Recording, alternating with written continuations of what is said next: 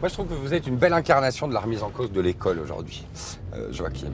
C'est-à-dire que vous avez eu en primaire, c'est freiné, hein, c'est ça? Oui, oui. Et puis après, on vous lâche dans le bain, et là, c'est le bordel. Échec, décrochage scolaire, arrêt de l'école. Oui. En quatrième, c'est ça? Oui, 4 humanité, oui. J'ai toujours été, alors ça, ce qui était fou, j'ai toujours été un très gentil élève. J'ai jamais eu d'heure de retenue, les profs m'aimaient beaucoup. Mais j'avais complètement décroché, je ne suivais plus, je ne comprenais plus rien.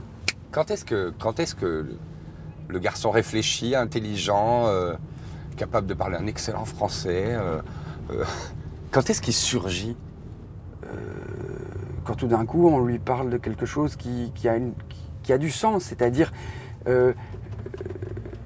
qui prend une autre forme que simplement le savoir. Moi, je fais énormément de fautes d'orthographe, j'ai pas une bonne orthographe. Mais le jour où quelqu'un m'a dit « ça doit pas t'empêcher d'écrire », et d'ailleurs, je pense que c'est pour ça que je suis devenu scénariste, c'est parce que, évidemment, le scénario, c'est pas un objet de littérature. C'est pas un objet où c'est pas grave un scénario avec des fautes d'orthographe.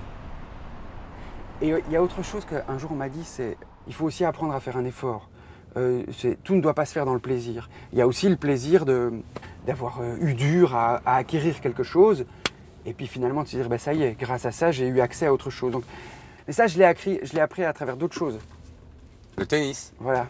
Enfin, le sport. Qu'est-ce qui vous plaît au tennis? Tout. Je sais pas, j'aime ce sport, mais c'est physique. Il faut remettre son ouvrage. Il faut retravailler pour finalement acquérir une base technique qui vous permet à un moment de devenir plus libre.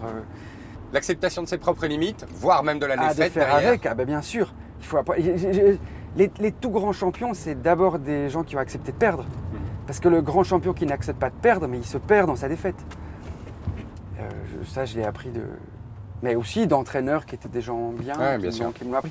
Et je crois qu'il y avait aussi des gens qui avaient saisi, qui voyaient que j'étais en décrochage scolaire, etc. Et qui voyaient aussi très bien que je ne serais jamais un grand champion, parce que je n'ai pas du tout le talent.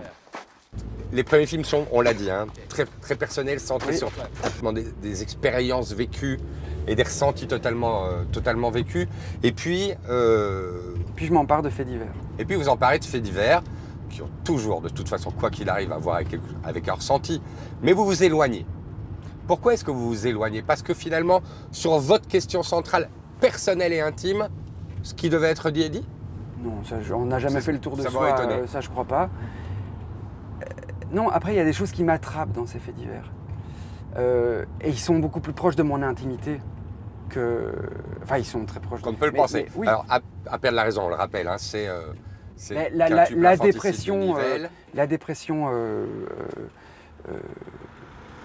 d'une femme ayant des grossesses multiples, je suis quand même le fils, enfin ma mère a eu des jumeaux, j'ai eu ma belle-mère a eu des jumeaux, j'ai vu la fatigue je crois que je sens de ces femmes, c'est pas facile de se réveiller toutes les nuits, d'être réveillé par 2 enfants toutes les nuits. Et je crois qu'il y a eu chez moi, je crois que j'ai senti quelque chose.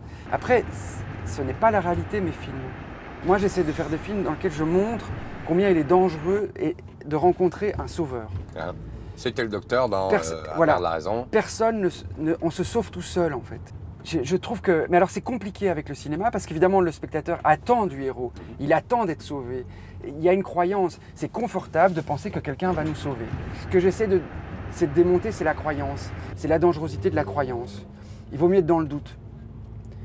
Et il vaut mieux penser que personne ne sauve personne et qu'on se sauve tout seul, plutôt que de se mettre à croire que quelqu'un va le faire pour nous. C'est le rôle de Vincent Lindon ou de Louise Bourgoin dans Les Chevaliers. Voilà, je pense que j'ai trouvé tout d'un coup un sujet, j'ai trouvé une manière d'essayer de réfléchir et de poser des questions, enfin de savoir, se demander, tiens, au fond, c'est quoi vouloir sauver le monde?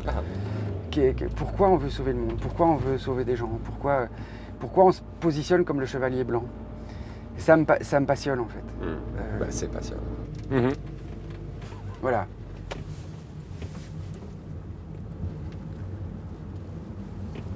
Je ne vous demande pas de rajouter des choses. Hein. Non. Mais... Vous avez toujours l'impression non. qu'il faut continuer la phrase. Il y a des phrases qui sont finies, des fois. Ah oui, il faut savoir les arrêter. Oui.